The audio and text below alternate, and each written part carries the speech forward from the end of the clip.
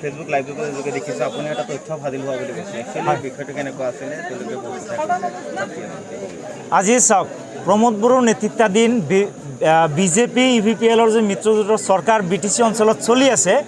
এই চৰকাৰটো সম্পূৰ্ণ মিছা কথাৰ ওপৰত ভিত্তি কৰি তেওঁলোকে চৰকাৰখন চলাই আছে আৰু তাৰ জ্বলন্ত প্ৰমাণ এতিয়া আমাৰ হাতে হাতে আছে। এইটো যোৱা জুন মাহৰ 3 তাৰিখে যেটো গুৱাহাটী উচ্চ ন্যায়ালয়ে যেটো ৰায়দান কৰিলে তাৰ স্পষ্টভাৱে ক'লে যে অসম চৰকাৰ আৰু বিটিচি চৰকাৰ ইতিমধ্যে সম্পূৰ্ণ ৰেডি হৈ আছে আৰু তেওঁলোকে উচ্ছেদ যিকোনো মুহূৰ্তত আসলতে বিটিচি অঞ্চলত উচ্ছেদ আৰম্ভ কৰিব পাৰে বুলি ইতিমধ্যে গুৱাহাটী উচ্চ ন্যায়ালয়ক তেওঁলোকে এফিডেভিট যোগে জনাই দিছে আৰু ইফালে তেওঁলোকে মানুহৰ লগত মিছা কথা কৈ আছে যে আমি মাটিৰ পট্টা দিম। আসলতে দখল কৰাৰ যি সাৰ্টিফিকেট তেওঁলোকে বিতৰণ কৰি আছে এই সাৰ্টিফিকেটৰ জৰিয়তে কোনো মানুহ সুৰক্ষিত নহয়। এই বিটিচি অঞ্চলৰ লাখ লাখ মানুহক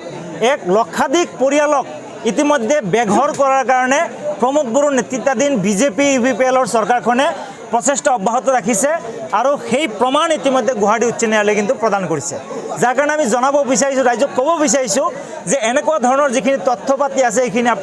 ৰাইজে আসলতে মনত ৰখা উচিত, ৰাইজে এইবিলাক কথা জনা দৰকাৰ। দেখিছোঁ হাগ্ৰামা মহিলাৰীয়েও ফোনযোগে বহু কথা আশ্বস্ত কৰিছে, কি আছিলে বিষয়টো ৰাইজক কি ক'লে? আজি আমাৰ কাৰণে সৌভাগ্য বনমাজাৰ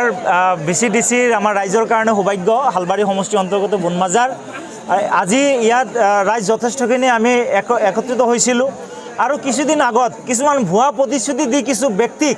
আমাৰ দলৰ পৰা লৈ যোৱাৰ কাৰণে এটা অপচেষ্টা কৰিছিলে, উন্নয়নমূলক কাম কৰিম বুলি কৈ পেলাই কিছু মানুহক আচলতে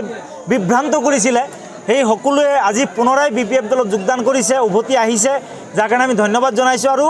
আমাৰ মাননীয় প্ৰাক্তন চিফ হাগ্ৰামা মহিলাৰী দেৱে আমাক ৰাইজক সম্বোধি টেলিফোনিক যিখিনি কথা বতৰা কৈছে তাত মূলতঃ ছাৰে আমাৰ অঞ্চলত থকা যিখিনি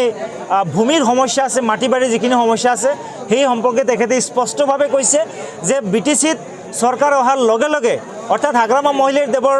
নেতৃত্বত 2025 চনত যি চৰকাৰ